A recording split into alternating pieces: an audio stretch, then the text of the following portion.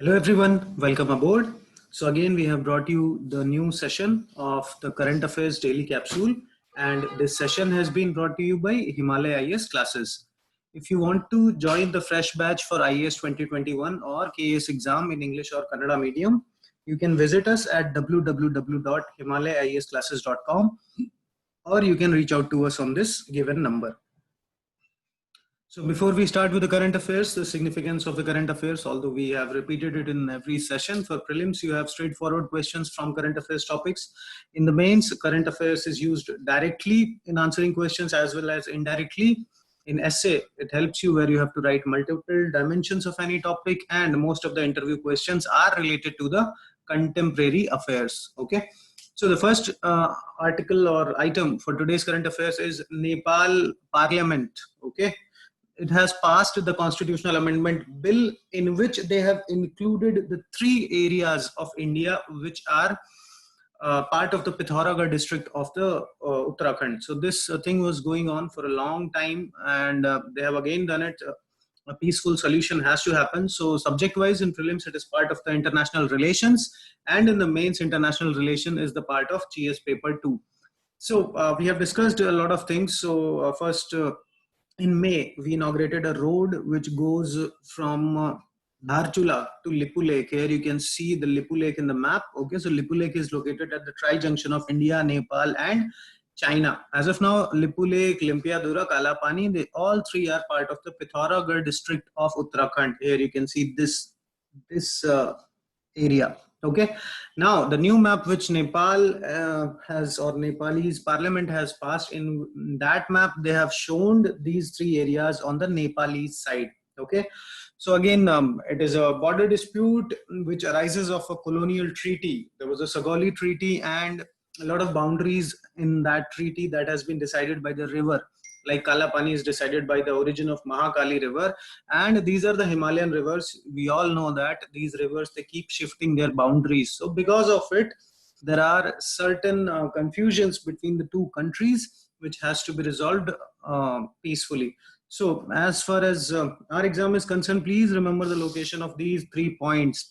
It's very important to remember. Okay, the disputes is arising out of Sagoli Treaty, which is result of first Anglo-Nepal War. You can always also check that in the modern history. Okay, and also in the geography you should check that why the Himalayan rivers, they keep shifting their courses. Okay, so please remember these areas from east to west or north to south, it might be asked. Next item for today, it's about NGT, National Green Tribunal, has asked Kerala to report on the National Action Plan for the forest fire, that how much implementation has been done. Okay, so forest fire is a natural hazard. They have the potential to get converted into a disaster, natural disaster. Okay, so subject wise it is part of the environmental science. Environmental science is the part of the general studies paper 3.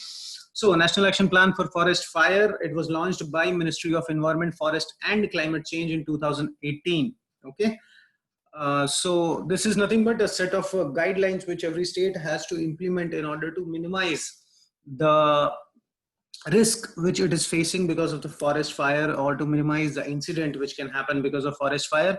There is another scheme related to forest fire, which is Forest Fire Prevention and Management Scheme. This is the only scheme in which the help is provided or assistance is provided by the central government to the state government. So please remember both of this. National Action Plan for the Forest Fire, launched by MOEFCC in 2018, plus the single scheme where help is provided by the central government to the state government in the prevention of forest fire. Okay. Next article today, it is about utilizing the labor strength which has displaced in India recently because of this lockdown in governmental schemes. So we have already seen that allocation for MG Narega has been increased so that these people, they can be provided with employment opportunities in their areas.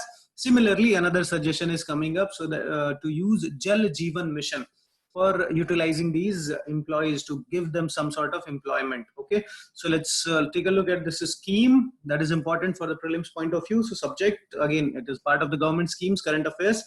And see, piped drinking water related scheme, or providing, let us say, piped water. It's a part of general studies paper 2, population issues related to urbanization. Okay. So let's take a look. What is the objective of the scheme? It is providing piped drinking water to all rural households. Okay. Please do remember, Jal Jeevan scheme is about providing piped drinking water to all rural household by 2024. Please remember that. The implementing agency for this scheme is Jal Shakti Ministry. Okay. So this article actually talks about on the same lines of MG Narega. Why not use Jal Jeevan Mission to provide employment for the people who have migrated to their hometowns? Next important article of today talks about the recovery trials for hydroxychloroquine. So this thing is going on continuously from last few days in the newspapers. Okay. So as of now, HCQ or hydroxychloroquine, it is an anti-malarial drug. Okay, and some people are believing that it is effective while treating the COVID, and some people are saying that it is not effective. And there is something which is in news that is called as recovery trial. So this becomes important for us to know what is it. It might be asked in the prelims. So prelims wise, again, part of the science. Science is a part of general studies, paper 3. So HCQ, as I told you, it stands for hydroxychloroquine. Okay, it's an anti-malarial drug also being used for the treatment of COVID. Recovery trial is a randomized test which is being conducted by UK. So first remember the name of the trial, which is recovery. Second, remember where it is being held, that is United Kingdom or Great Britain. What it is doing, it is testing 5 drugs, okay, plus plasma therapy. That these 5 drugs are how effective, plus plasma therapy is how much effective for the treatment of COVID. So that should suffice our need if it comes in the examination. HCQ, hydroxychloroquine, is one of the 5 drugs being tested as part of the recovery trials. Okay. Next and last item for today's current affairs. It is about chikungunya. This is again a viral disease, and it's a genetic study. So too much of information, which is not very important from our point of view, but chikungunya, how it happens, how it spreads, that is important. They keep asking it. Zika virus has been already asked in the UPSC. So let's see. Syllabus wise, it is part of the science prelims, and science is the part of general studies, paper 3. So what this study says is that India is the endemic reservoir. See, endemic means this disease has developed here only. Okay, and also till now it is the place for persistent global transmission for this virus. So this is a viral disease. First thing which can be asked in the exam is it is caused by virus. Okay, not bacteria, not protozoa. Okay. Second, what is the vector, or it is transmitted by how? So it is transmitted by these 2 mosquitoes, which is Aedes aegypti and Aedes albopictus. Okay, these mosquitoes, they also cause disease like dengue or even Zika. So these are the vectors which spread these disease. Please do remember that. Another interesting thing about this disease or this mosquito actually is it bites during daylight hours. Okay, not in the night. It bites during daylight hours, and symptom of this disease, it includes fever and joint pain. Okay, so chikungunya, viral disease, these 2 mosquitoes, Aedes aegypti, Aedes albopictus, also responsible for the spread of dengue or the Zika virus. Okay, and this mosquito, it bites during the daylight hours. The symptoms includes fever and joint pain. Please do remember that for your prelims point of view. In the end, this is the list of do's and don'ts which you can follow in order to maximize your chances of selection in the prelims examinations. And please do not forget to like, comment, share, and subscribe to this channel, and to press the bell icon so that you can get notified whenever we upload a new video related to current affairs. So thank you for watching. Thanks a lot.